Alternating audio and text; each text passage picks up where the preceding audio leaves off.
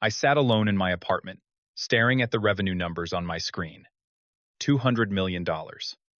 That was the amount my app had generated for TechFusion. I still remember coding the algorithm in this same tiny studio, surviving on instant ramen and dreams. When TechFusion approached me with promises of partnership and wealth, I thought my life was about to change forever. It did change, just not how I expected.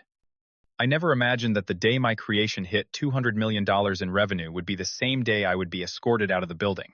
Before I tell you how I went from coding genius to unemployed, to the guy who brought a tech empire to its knees, drop a comment where you are watching from and hit that subscribe button if you have ever been underestimated. My journey began at MIT, where I quickly developed a reputation as the brilliant but socially awkward computer science major. While other students attended parties and football games, I spent countless hours in the computer lab developing algorithms and dreaming of changing the world. My professors recognized my talent, but they also worried about my intensity. Professor Jenkins once pulled me aside after class and said, "Wilson, your mind works in extraordinary ways, but remember that innovation without connection rarely changes the world." I nodded politely but did not fully grasp what he meant until years later. After graduation, I bounced between several tech companies in Silicon Valley. At each job, I noticed a disturbing pattern. I would develop innovative solutions to complex problems, only to have my managers take credit for my work. At Novatech, I created an algorithm that increased server efficiency by 40%. My manager Brad presented it to the executives as his brainchild, while I sat silently in the back of the room. At DataStream, my code optimization saved the company millions, yet when the industry journal interviewed our team, my name was mysteriously absent. These experiences left me disillusioned but determined. Late one night after another frustrating day at work, I decided to channel my energy into a passion project. The idea had been percolating in my mind for months. An artificial intelligence-powered productivity app that could learn user behavior and adapt in real time to optimize workflow. I called it flow state after that magical condition where time seems to dissolve and creativity flows effortlessly. For the next 6 months, I lived a double life. By day, I worked my corporate job to pay the bills. By night, I coded in my tiny San Francisco apartment, sleeping only 3 or 4 hours before dragging myself back to the office. My apartment gradually transformed into a coding sanctuary. Whiteboards covered every wall filled with flow charts and equations.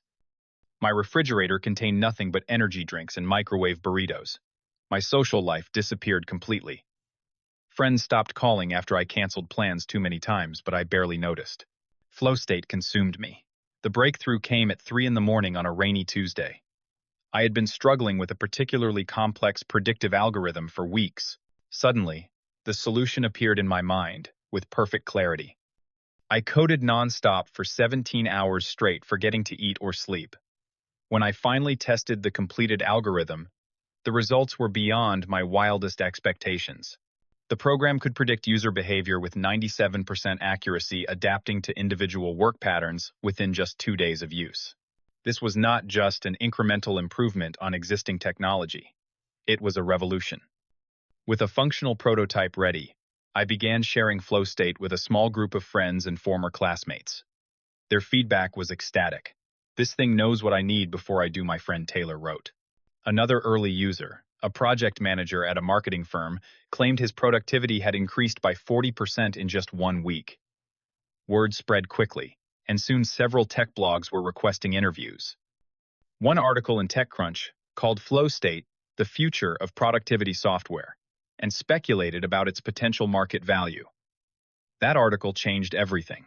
3 days after it was published, I received an email from Lucas Harper, CEO of TechFusion, a rapidly growing tech company known for acquiring promising startups. The message was brief, but enticing. "Your innovation has caught our attention. We should talk. Tomorrow, 2 p.m., our offices." I spent that night researching TechFusion, learning that they had successfully scaled several apps to millions of users with a reputation for treating developers fairly. For the first time in months, I allowed myself to feel genuine hope about my future. The TechFusion headquarters occupied the top 5 floors of a sleek high-rise, with panoramic views of San Francisco Bay. As the elevator ascended to the executive floor, my stomach knotted with a mixture of excitement and anxiety. I had worn my only suit purchased 3 years earlier for a college friend's wedding, and now slightly too tight around the middle after months of stress eating and coding marathons. Lucas Harper greeted me with a firm handshake and a practiced smile. He looked exactly like his photos online, tall, tan, with perfectly styled gray hair that conveyed experience without age. "The coding wonderkind himself," he said, leading me into a conference room where Amanda Frost, the chief operating officer, waited with a stack of papers and a professional smile. She was younger than Lucas, perhaps mid-30s, with sharp features and sharper eyes that seemed to evaluate my commercial potential as we exchanged pleasantries. "What you have created is extraordinary." Lucas began pacing by the floor to ceiling windows. "The predictive engine underlying flow state could revolutionize not just productivity software, but dozens of applications.